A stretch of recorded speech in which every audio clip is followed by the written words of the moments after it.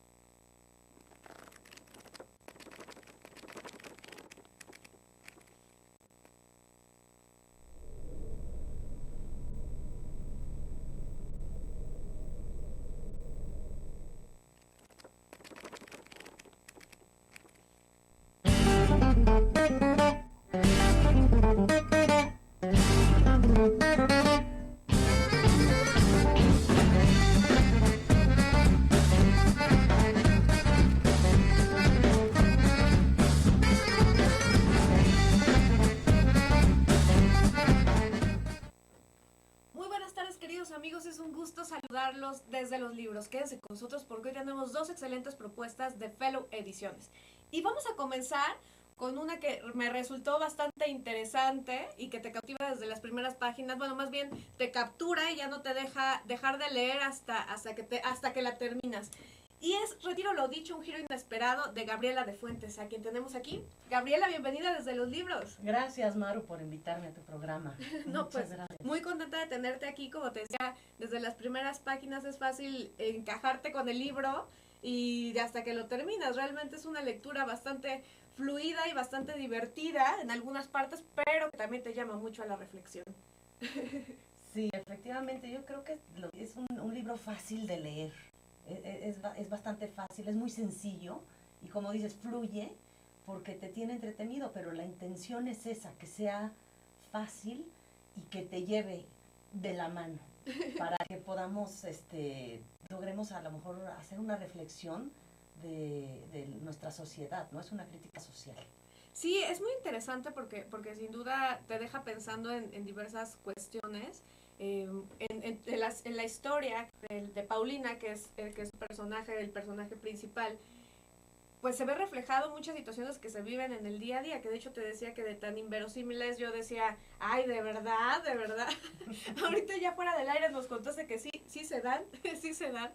Pero yo creo que es muy importante por el tema de que involucra temas como la educación, como el tema de cómo debe ser el núcleo familiar, ¿no? De cómo a veces la superficialidad y el materialismo nos comen, ¿no? Y la tentación de estar siempre a la moda y demás se vuelven las cosas más importantes cuando a veces son lo menos importante. Exactamente, no, y sabes una cosa, probablemente también es como un mundo muy, por la globalización, pues es un mundo muy materialista, ¿no? De compra y desecha, y eso, de superficialidad, ¿no? De ya que importa lo que ves en la revista, el coche, la casa, el zapato, el bolso, o sea, ya son cosas que no importa, como le digo yo en el libro, ¿no? Las mujeres lo utilizamos como una armadura, ¿no? Entre más valioso la armadura que traes, el, el objeto material, más importante te sientes Sí, tú, claro. ¿no? Eso es una cosa terrible. Yo siento que antes la cuestión del objeto era utilitario, ¿no? El coche pues te servía para manejar y ir a algún lugar, ¿no? Para transportarte. Hoy en día es para que vean cuánto dinero tengo más importante, y eso me da derecho a transgredir la libertad del otro, y a ofender, Sí, claro. ¿no? Bueno, sí, ya es más una cuestión de estatus, ¿no? Pareciera que es una cuestión de estatus que algo que de verdad para esto me sirve el automóvil. No es para transportarte, sino para decir, vean quién soy. Y yo creo que antes de entrar al aire nos decías algo interesantísimo, Gabriela, en relación a esto de esta filosofía que tenemos de repente en nuestra sociedad de que vales por lo que tienes. Y creo que en tu libro se ve muy reflejado. No vales por lo que eres, sino más bien vales por lo que tienes, ¿no? Y hay ciertas esferas en donde eso está, bueno, bastante intenso y arraigado. Sí, precisamente en el mundo elitista de Paulina, que es una niña de una posición, una mujer de posición acomodada en México, que también se puede dar en cualquier parte del mundo, no digo que es exclusivo de México, ¿no? Pues sí, es un mundo en donde ella ya como ser humano es un ser vacío. No vales como persona, ya no importa emotivamente ni tus emociones ni nada, importa qué tienes. Y eso es por lo que se está valiendo en ese tipo de sociedad y precisamente como tú decías, educando a los jóvenes de la misma manera. Sí, claro, van por el mismo caminito. ¿A dónde nos van a llevar, no? Sí, sí, de acuerdo. Gabriela, pues es tu tercera novela. Ya de hecho todas han sido publicadas por Felo, por los amigos de Felo Ediciones, pero ya tienes Fatigas, Praga 56 y ahora Retiro lo dicho. O sea, ya te gustó esto el escribir. Sí, bueno, siempre me ha gustado, Maru. Siempre, desde que tengo 8 años yo decía quiero ser escritora y no tuve la oportunidad de ir a la UNAM. Desgraciadamente no pude, quedaba lejos, y pues era mujer y en aquellas épocas a lo mejor no estaba tan fácil, ¿no? De moverte para llegar y todo, y pues no me dejaron en mi casa, sí, esa es la verdad. Oye, ¿y qué tal fue la experiencia detrás del libro? O sea, nos gustaría que nos contaras un poco acerca de a qué te enfrentaste, ¿no? O sea, en principio, ¿por qué elegir este tema de la superficialidad, del materialismo? Pero también, a la vez que haces una crítica, también haces una propuesta y creo que es algo muy valioso el tema de, bueno, si ya eres así, pues no esperes a que te pase algo bastante grave para cambiar. O sea, también le das la posibilidad a tu personaje de después retirar lo dicho, ¿no? O sea, sí, es lo interesante. de salvarse, ¿no? Exacto. Tiene una salvación, digamos, el personaje. Es su manera de salvarse, el haber caído en ese abismo, ¿no? En esa cosa tan terrible. Pero detrás, fíjate que me inspiré, pues más que me inspiré, te soy sincera, yo tenía otro proyecto, el cual dejé inconcluso, ya estaba bastante avanzada en otra novela. Y como he tenido contacto cercano con este tipo de élites, la verdad es que lo veo y no puedo evitar criticarlo, ¿no? Desde ahí adentro, Claro. Porque precisamente no estoy de acuerdo en cómo se está manejando todo y cómo estamos educando a nuestros hijos. Y la forma en que se ha materializado todo, ¿no? Que se le ha dado la importancia al ser humano no como ser humano, sino como ser que acumule riqueza. Y eso te hace ser importante, el ser rico. Y lo dejé de lado. Un día amanecí y dije, ¿sabes qué? Alguien tiene que decir algo acerca de esto, pero hacer una crítica en serio. Y creo que lo hice a través de una novela divertida y que me parece que, como tú dices, está amena y fácil de leer. Pues precisamente por eso, porque desgraciadamente ese tipo de élites es poca la gente que lee. Bueno, en México leemos muy poco, ¿no? Pero ahí menos. Entonces dije, algo que sea fácil y accesible y que se pueda, pues llegar a tener una reflexión, ¿no? Los lectores, pero fue así, la verdad. O sea, dijiste, bueno, estoy viviendo esto, no sé qué hacer con ello, mejor escribo. Escribo, lo tengo que sí. La verdad es que sí, porque lo tenía como aquí adentro y decía, es que esto no puede ser. Es una transgresión es cero empático. Los jóvenes no tienen empatía con otro ser humano, no se involucran con cuestiones de su país. Son muy pocos, ya no les importa. Las pláticas tú las oyes y es el coche, el reloj, en esas élites. Digo, quiero hacer una pregunta política, económica, o acerca de arte o de alguna otra cosa, y están en blanco, Es una pena. Sí, bueno, o sea, todo gira en torno a lo mismo, o sea, avales por lo que tienes y lo importante en la vida es como me encantó ahorita el término que utilizaste, acumular cosas. Igual ni sirven para nada, pero... Pero el que más acumula, ¿no? Acumúlale. Sí.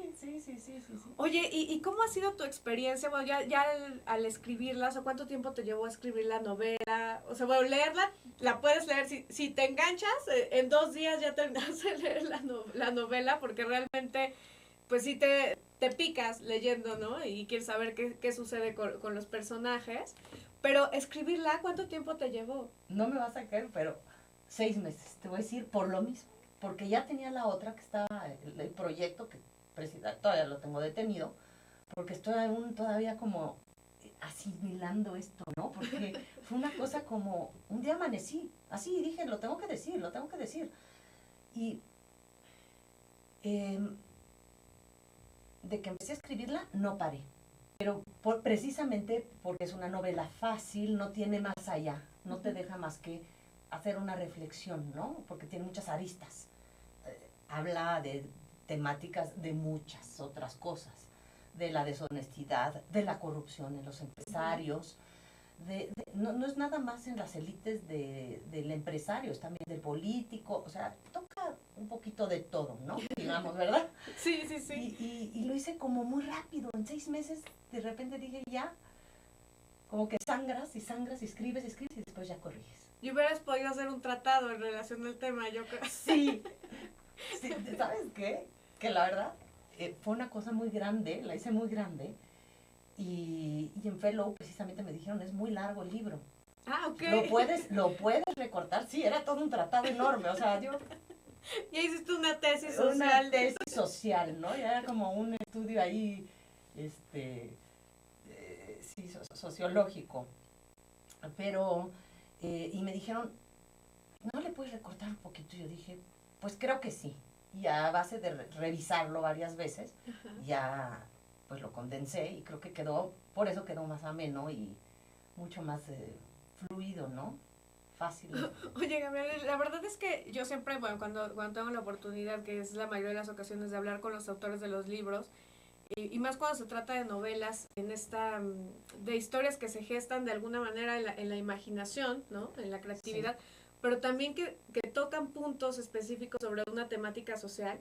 Me asombra siempre esta capacidad que tienen de ubicarnos en los diferentes contextos, ¿no? Y algo interesante de tu libro es cómo nos vas llevando y cómo como lector puedes asumir diferentes posturas en relación al libro. O sea, me imaginaba, mientras leía el libro, pues que yo lo veo desde fuera, y entonces pues desde afuera es más sencillo, así como, ay, mira, existe esta esfera y esta élite y demás, ¿no? Pero seguramente habrá quien lo lea y se pueda llegar a sentir identificado.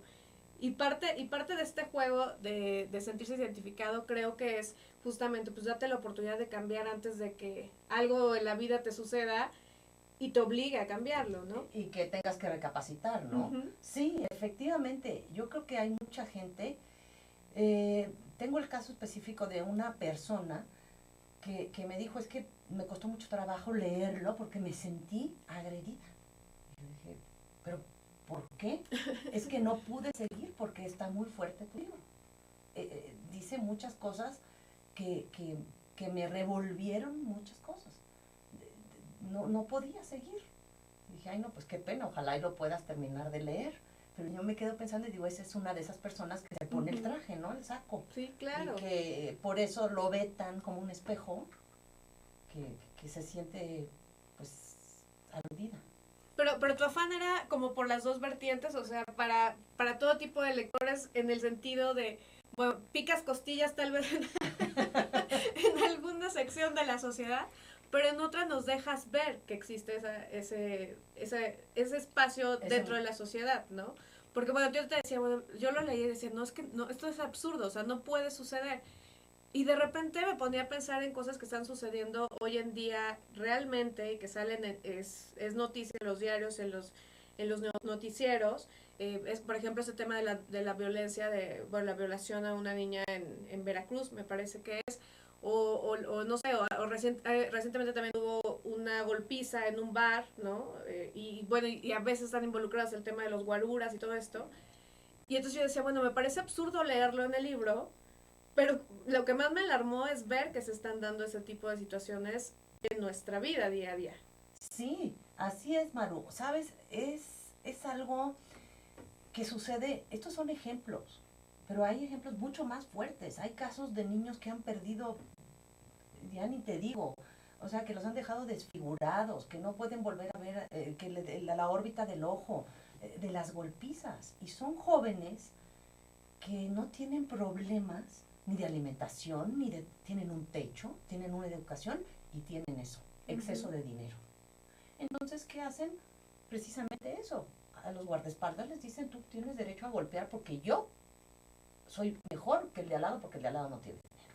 Sí, claro. Entonces ya perdimos la cuestión de, ¿vales como ser humano o vales porque tienes dinero? Y esas élites, pues son los hijos de empresarios y de gente importante y nietos de empresarios que van a quedar cuando crezcan, ¿qué va a suceder? Y van a educar a sus hijos de esa manera o peor, ¿no? De la misma manera. Claro. Entonces, a mí eso me preocupa mucho y sí son ejemplos, pero sí están basados en cosas reales. ¿Qué sucede?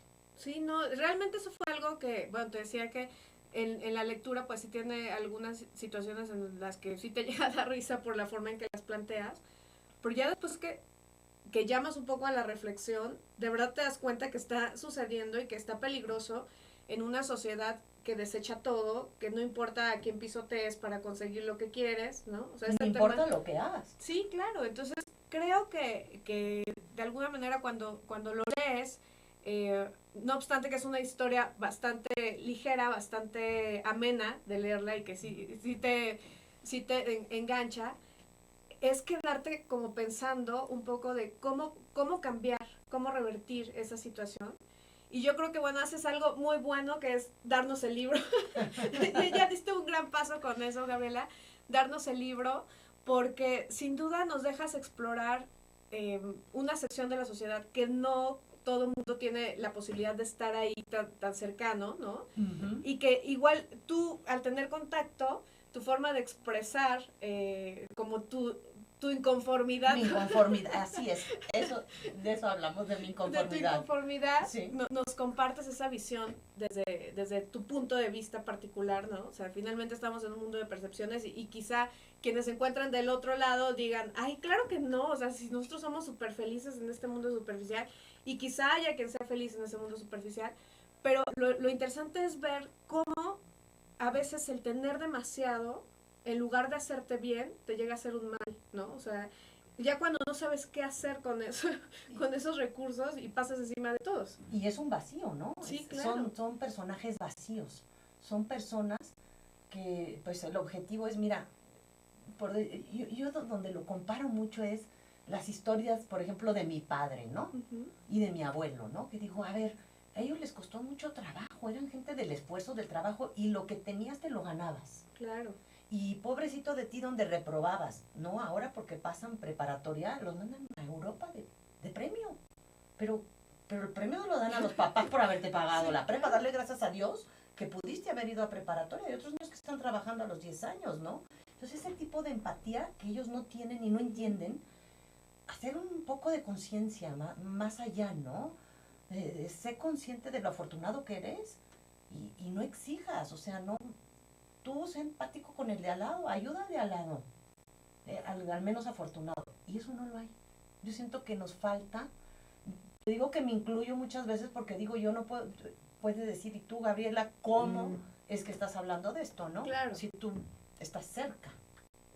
¿No? Claro, no, y yo creo que justamente eso es algo muy importante, Gabriela, ese tema de la empatía que se pierde y que tiene que ver mucho con la educación desde casos, o sea, como bien dices, cuando creces en una familia a la que le ha costado algo el llegar a donde está, aprendes a comprender como el valor del trabajo y el valor de ser constante y de hacer cosas, ¿no? De hacer cosas por ti y por los demás y un poco como el servicio a los demás y demás.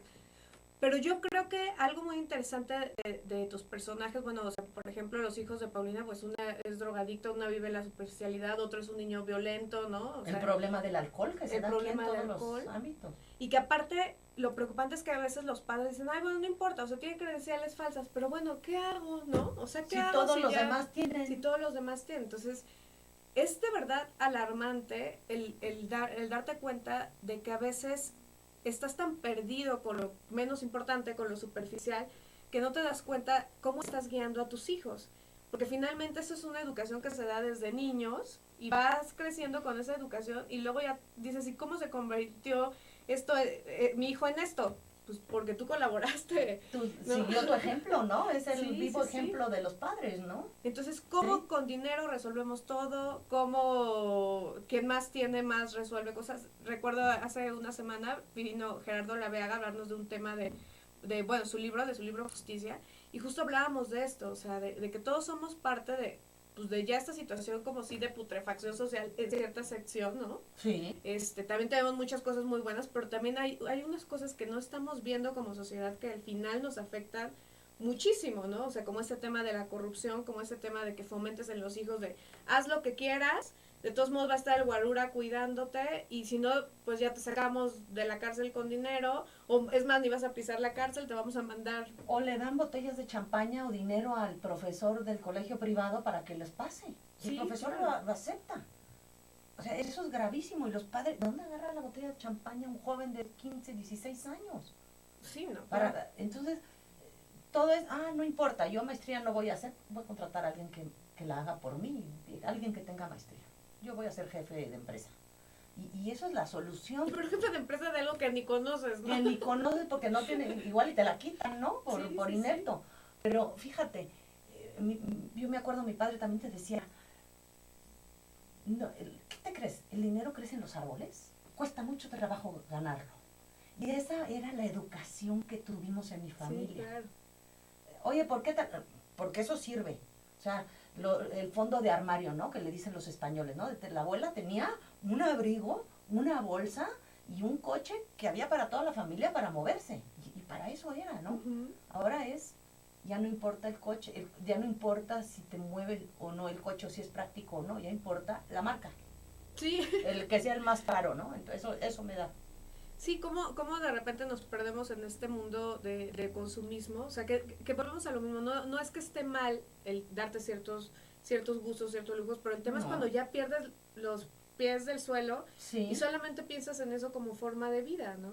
Sí. Entonces, bueno, Gabriela, nos quedan pocos minutos, pero me gustaría que nos contaras acerca de cómo es que vive esta experiencia tu personaje, bueno, muy resumido, ¿no? Sí, o sea, sí. porque dices, llega un momento en que dice, retiro lo dicho, decide dar un giro inesperado en su vida. ¿Y cuál es la razón que la lleva a dar ese giro inesperado? Por favor, compártelo para que ya el auditorio se termine de convencer que tiene que leer tu libro. Pues mira, el giro inesperado no se los puedo decir porque es algo fuertísimo que le sucede al personaje Paulina.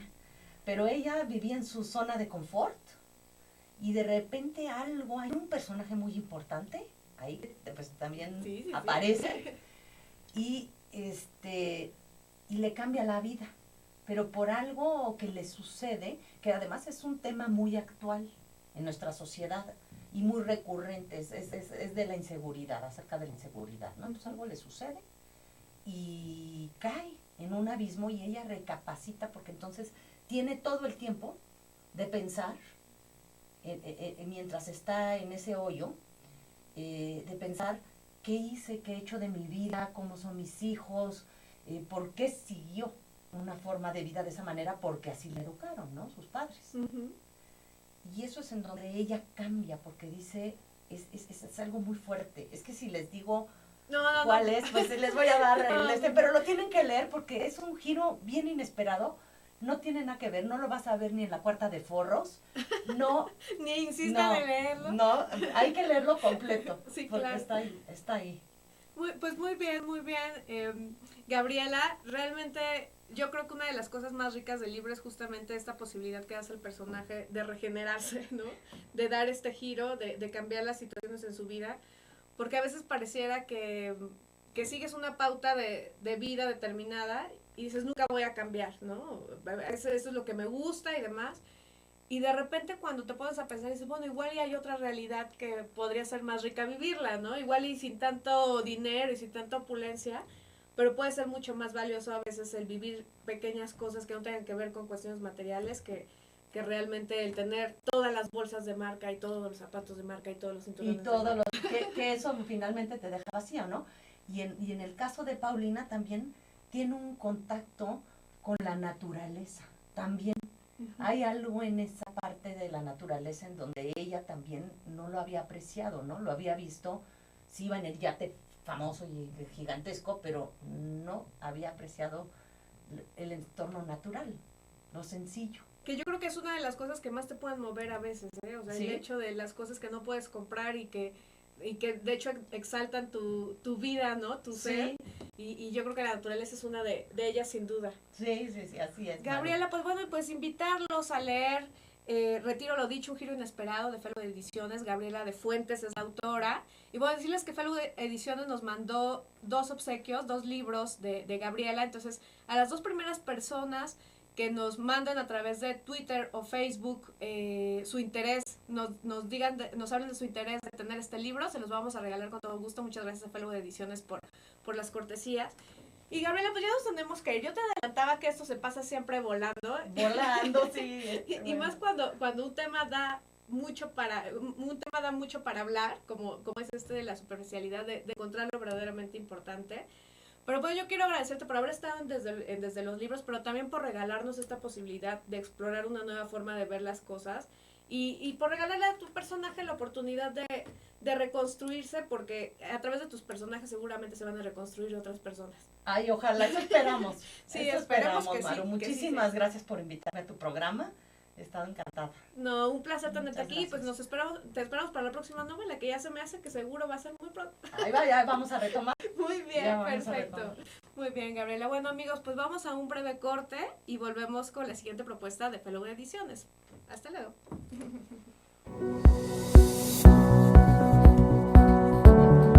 Ay, qué fina, ya no sé si luego de... En Deiman contamos con 3 centros de distribución en México, ubicados en las ciudades de Guadalajara, Puebla.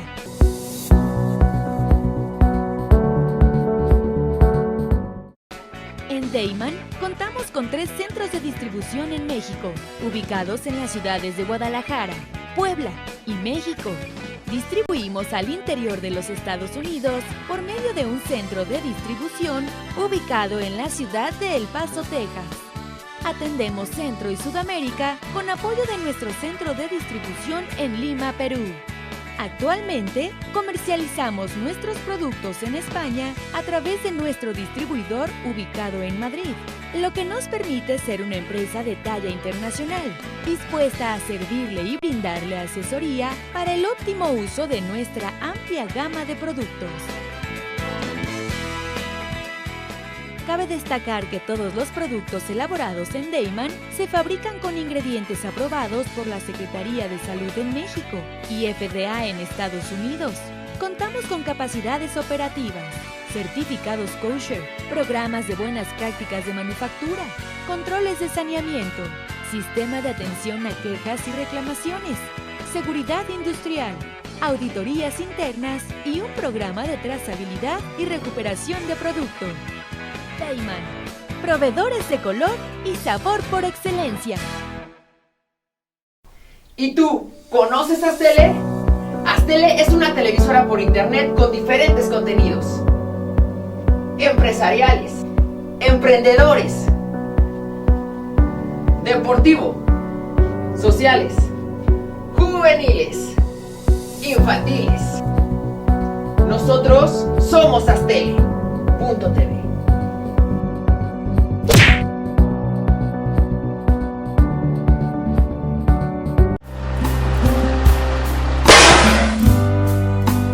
Yo soy el culpable de haber perdido el amor de mi vida. Es por eso que tengo el alma vacía. No tengo pasado, pero tendré un futuro deseado. Yo te conozco. Yo nunca lo he visto en mi vida. La flor de papa, próximamente.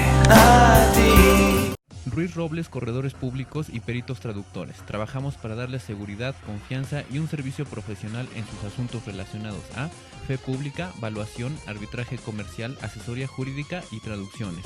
Para nosotros lo más importante es su satisfacción, brindándole además la asesoría jurídica necesaria en su negocio, con un equipo de profesionales capacitados para prevenir y resolver situaciones de riesgo en su empresa. Le aseguramos una asistencia profesional personalizada y humana a quien consideramos más importante, el cliente, porque las oportunidades pequeñas son el principio de las grandes empresas.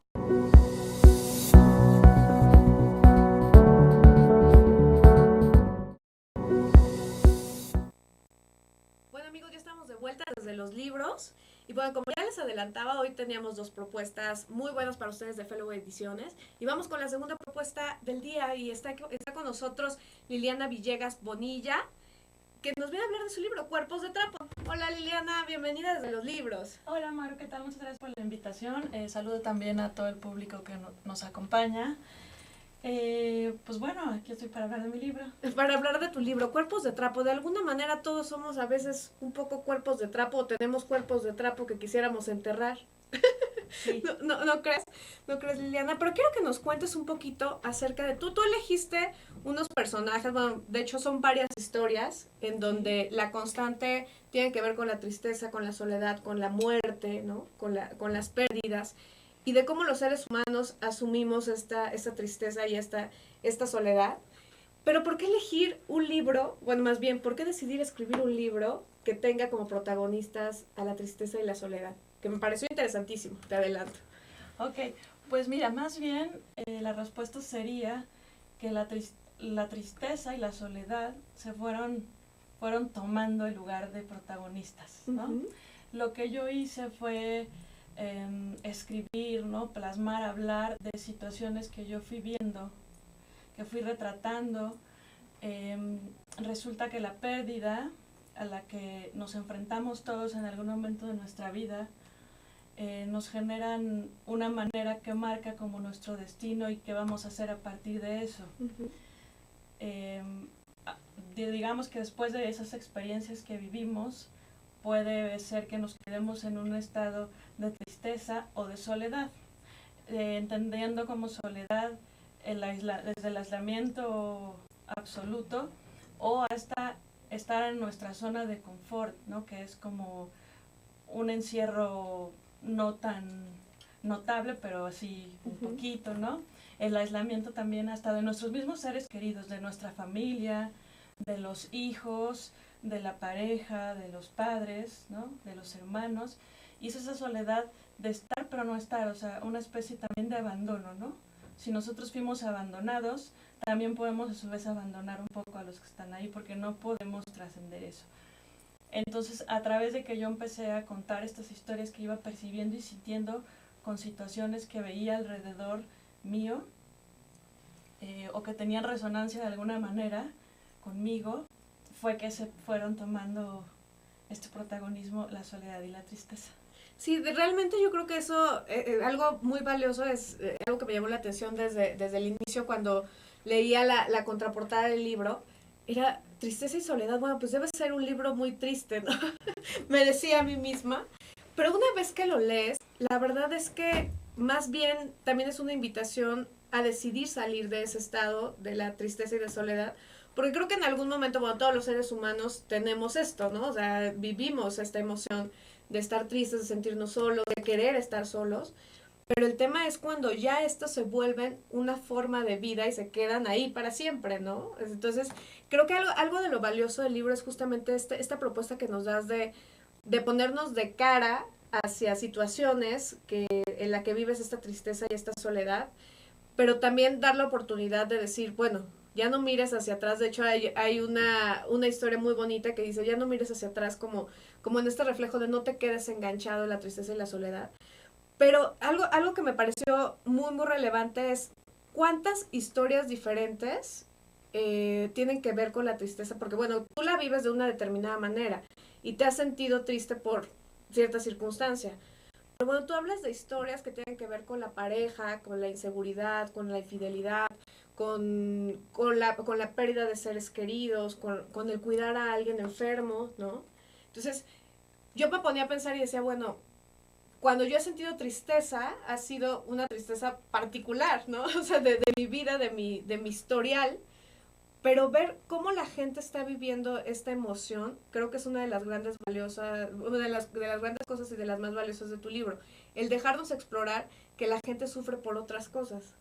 Entonces creo que eso está muy bien logrado en tu libro, sin duda, Liliana, porque nos das la oportunidad de comprender a los seres humanos. Ahorita en la anterior entrevista con Gabriela hablábamos de esta empatía, ¿no? O sea, y tal vez esto nos ayuda a ser empáticos con los otros seres humanos cuando ellos están sufriendo una situación de tristeza. Pero, oye, ¿y tuviste contacto con estas historias? ¿Conociste a gente que vivía estas historias? ¿Se te ocurrieron a ti nada más de la imaginación? ¿Tú viviste estas historias? O sea, cuéntanos un poquito cómo haces para recopilar todas estas historias. Ok, pues mira, el escritor es un poco el observador, ¿no? Del mundo, de lo que está alrededor y lo que está un poco más allá, pero que de alguna manera te llega, ¿no? Y creo que un poco nuestra tarea es precisamente hablar de todas estas emociones humanas que ves a la pasada o a veces muy cerca, porque es una manera de sublimar o de hacer bello todas las emociones que sentimos como seres humanos, ¿no? Es una manera, como dices, de conectar a través de las historias a todas las personas que alguna vez se han sentido así, ¿no? Y de quizá hacerles reflexionar, ¿no? Que en esa soledad que sentimos todos de alguna manera en grados mayores o menores, pues en realidad sí hay un acompañamiento, ¿no? Hay otros que también hemos estado ahí, como explorar las posibilidades que hay de quedarse o no quedarse o de qué hacer, ¿no? Entonces eso creo que es una manera también de acompañar. Ahora, algunas historias, por ejemplo, sería interesante hablar de Ánimas en Pena, que es el segundo cuento, y habla acerca de la historia de las muertas de Juárez. Es muy fuerte esa. Sí, es muy fuerte, es una historia de una chica que intenta cruzar la frontera y como no puede, se tiene que quedar en Ciudad Juárez a trabajar en las maquiladoras.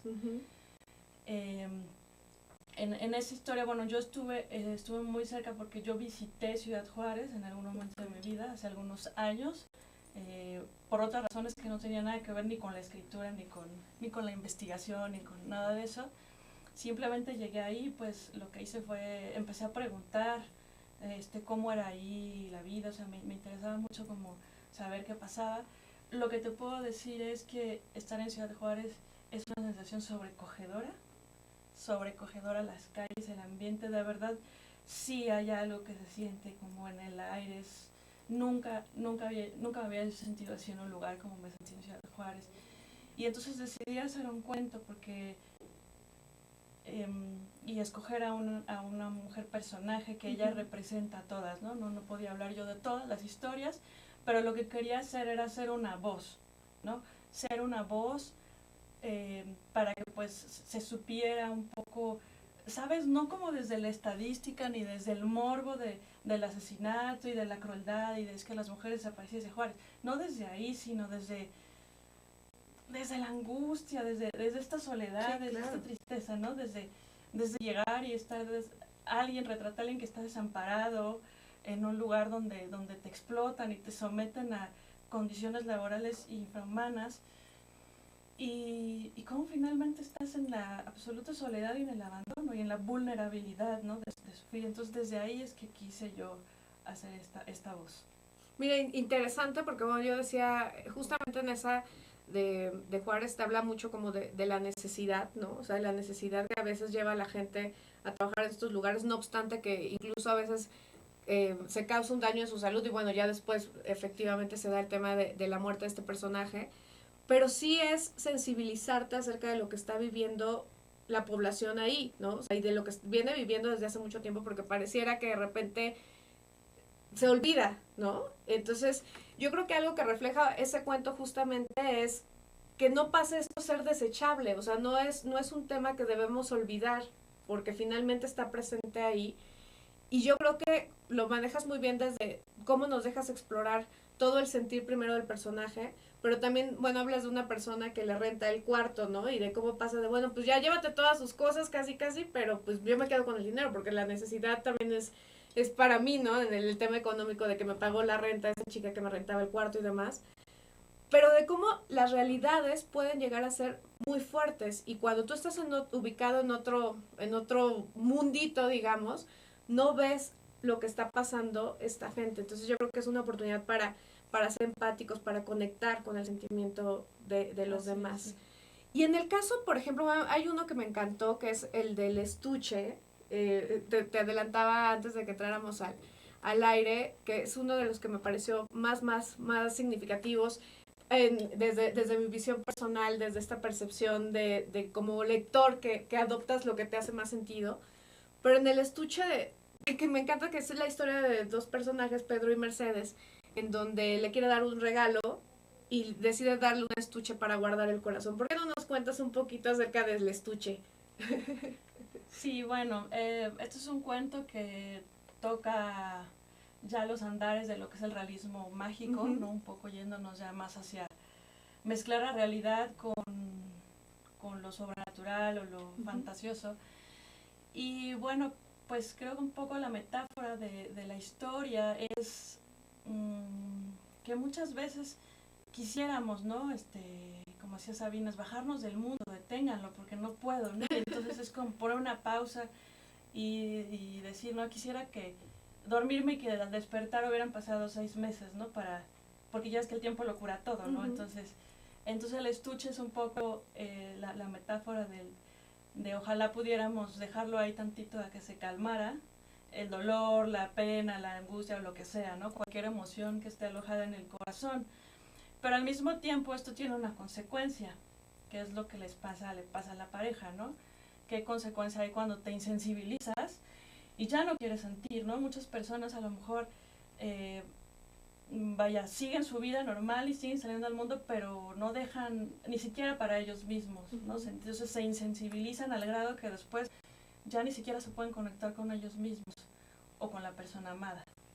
Entonces eres ya de repente un fantasma, ¿no? O sea, un tema de, ya no, prefiero no sentir, o sea, llegamos al absurdo de, bueno, es mejor no sentir, pero a la larga, pues eso nos trae una indiferencia que lejos de hacernos bien, pues nos hace peor. Entonces, yo creo que algo, lo que más me gustó de eso es esta situación de cómo es mejor aprender a vivir con las emociones. O sea, como sea, creo que es aprender a vivir con las emociones y no querer o intentar tener siempre la felicidad y la sonrisa en la boca, pues obviamente también es muy difícil hacerlo así, pero de cómo a veces nos da tanto miedo enfrentar una emoción como lo es la tristeza y preferimos dormirnos en la tristeza antes que experimentarla y dejarla ir, ¿no? Sí, Entonces yo creo que eso es algo muy, muy bonito. También nos hablas de una historia de migración. También, ¿cómo llegaste a esa historia de migración? ¿A través de qué o nada más fue acerca del tema y a ti se te ocurrió?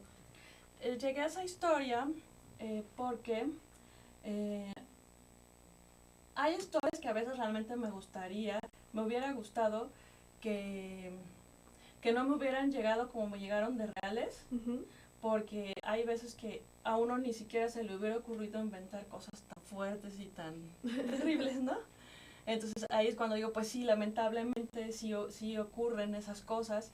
Ese relato me llegó de alguien que es miembro de mi familia y que vivió la experiencia de irse y cruzó, él sí logró cruzar a Estados Unidos de mojado. Y bueno, estuvo allá un tiempo y luego regresó, ¿no? Y en una conversación así, una tarde, me relató lo que había sucedido y yo decidí ser esa voz, ¿no?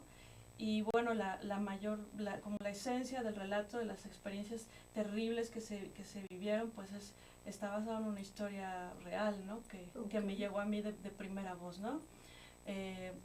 Quiero mencionar ahorita, por ejemplo, hay una escena en donde llegan y encuentran un charquito de agua, Uh-huh. ¿no? Y el personaje hace a un lado la basura y ve que tiene gusanos y de ahí toma para darle de beber al hijo, ¿no? Porque llevan días en el desierto, ¿no? De esas cosas tan fuertes, pues como te digo, lamentablemente sí son reales y sí pasan, ¿no? Están pasando ahorita, están pasando mañana, pasado mañana.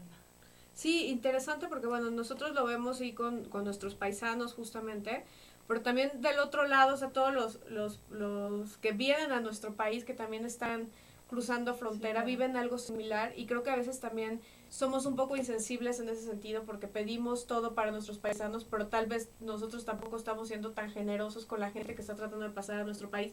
No dejarlos pasar, pero bueno, o sea no se trata de decir, bueno, ya es frontera abierta, pero sí están viviendo una situación de tanta necesidad como nuestros paisanos la viven hacia Estados Unidos.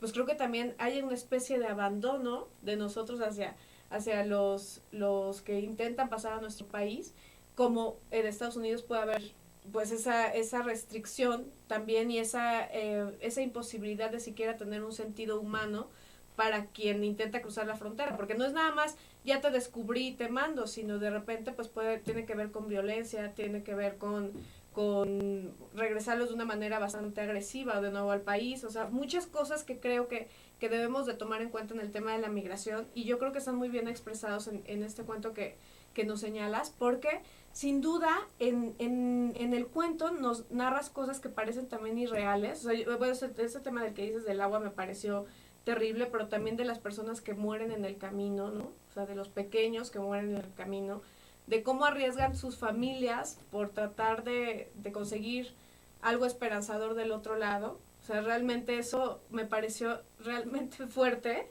porque es algo que no vives, o sea, que escuchas, que ves, ¿no? Pero es algo que tú no, igual y para ti sería impensable llevarte a un niño al desierto, pero la necesidad te lleva a tomar decisiones que a la larga repercuten en el resto de tu vida, porque finalmente, de todos modos, no logras pasar la frontera y ya perdiste a un ser querido en el camino.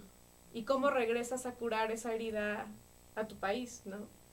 Entonces creo que eso es algo muy, muy importante y uno de los aciertos de tu libro, porque nos dejas entrar a cuestiones que no son parte de nuestro día a día. O sea, realmente este tema de la migración, el tema de Ciudad Juárez, por ejemplo, hablas también en algunos de tradiciones, por ejemplo, del entierro, de la gente, lo importante que se vuelve el entierro, bueno, que tienen en la cabeza esto, lo importante de enterrar a un ser querido, ¿no? O sea, esta tradición que tenemos, que haces lo que sea con tal de ir a enterrar al ser querido, y eso te habla mucho de la idiosincrasia de la gente de nuestro país, de cómo vemos la muerte, ¿no? O sea, en el camino, bueno, ya no sé si adelantar mucho, pero en el camino hacia ese entierro pierden a su perrito, ¿no? Entonces hay una pérdida de un animalito que es muy querido para la familia en ese ir hacia el entierro, pero es cumplir con una pauta social, de cómo la sociedad también a veces te va marcando las pautas de cómo actuar, ¿no? O sea, ese fue como un tanto mi percepción en relación a este cuento del entierro. O no sé, ¿por qué no nos cuentas un poco de por qué eso del entierro? Porque aparte sí fue muy triste, porque pues iban a enterrar a un familiar y luego se les muere el perrito en el camino.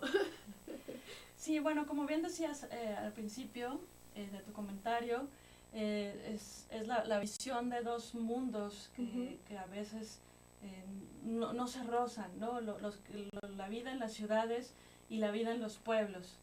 En los 21 cuentos hablo de las dos, ¿no? De la vida aquí y de la vida afuera. Y sí es cierto que no estamos a veces nos perdemos muchas cosas y no vemos esa otra realidad, ¿no? De alguna manera sí se tiene un poco más la idea fuera de lo que es la muerte y como todos los rituales que se deben llevar a cabo de eso. Ahora, más allá de eso, también este cuento lo que explora es de alguna manera otra vez el tema de lo que es como este doloroso trance entre dejar a la familia de origen y tener que emigrar hacia un lado, porque los personajes vivían originalmente en un pueblo y después se fueron a otro por buscar alguna condición mejor, no se fueron a otro pueblo, ¿no? Pero aún así buscan algo mejor. Entonces es un poco esta nostalgia de dejar tu origen, que es muy difícil abandonarla, y establecerte en otro lado, pero no puedes estar tampoco en tu lugar de origen porque faltan muchas cosas, ¿no? Entonces, cuando ellos regresan por motivo del entierro, se mueven todas estas emociones, ¿no? Es que yo no me debí de haber ido, mira, ahora ya se murió y ahora vamos. Pero al mismo tiempo, pues sí, un poco el personaje del perro es sí, pero acá está la familia también. Entonces es como este personaje, ¿no? Que es el padre, que finalmente se siente un poco como entre estos dos polos, ¿no? Entonces, entre esta sensación de este dolor de haber abandonado de alguna manera a su familia de origen, o así lo sentía él, ¿no? Entonces, esto es un poco también lo que explora, ¿no? Un poco también esta soledad, esta tristeza, esta nostalgia a través de eso. Sí, bueno, sin duda hay muchas cosas de las cuales hablar de tu libro, Liliana, pero nos quedan ya pocos minutos y la idea es como darnos cuenta de que la tristeza o la soledad tiene muchas caras, ¿no? O sea, tú nos hablas en tu libro de nostalgias, de añoranzas, ¿no? O sea, de como este tema de es que antes era tan diferente, ¿no? O sea, antes mi vida era bonita y ahora ya no está ahora está más gris, etcétera. Pero también de esta posibilidad de efectivamente o mirar hacia adelante, decidir mirar hacia adelante o seguir cargando como esta carreta llena de cosas dolorosas, ¿no? Entonces, creo que esta oportunidad que nos das a través de la comunicación de la tristeza, de que también puede tener cara de expectativas no cumplidas, hay también varias historias en las que nos hablas de cómo tienes tú ciertas expectativas que al final no se dan y eso te frustra y eso te pone triste, y de cómo aprender a vivir con esto. O sea, también no se trata de quedarte estancado en la tristeza, en la soledad, pero también decíamos algo muy interesante, también puede ser tu decisión quedarte ahí, ¿no? Y a veces yo creo que para los familiares de estas personas que deciden quedarse en la tristeza o la soledad también debe ser muy duro el aceptarlo, pero también no puedes hacer nada si la gente decide quedarse a vivir instalado en eso, ¿no?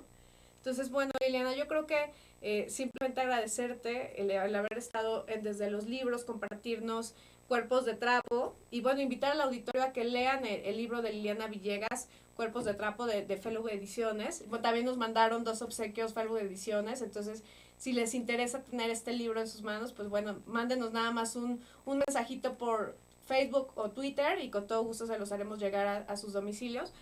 Pero bueno, Liliana, pues agradecerte mucho el habernos dejado sensibilizarnos a través de las páginas con estas emociones, como es la tristeza, la soledad, y bueno, y todo lo que hay en torno a estas emociones, y tal vez como amigarnos también con ellas y mejor aprender a vivir con ellas que andarlas cargando. Perfecto, claro que sí, Maru. Te agradezco mucho el espacio, gracias al público que nos acompañó también. Bueno, Liliana. Bueno, amigos, pues nos vamos ya desde los libros, nos vemos la próxima semana. Ha sido un gusto estar con ustedes y bueno, y lean estas 2 grandes propuestas de Fellow Ediciones. Nos vemos.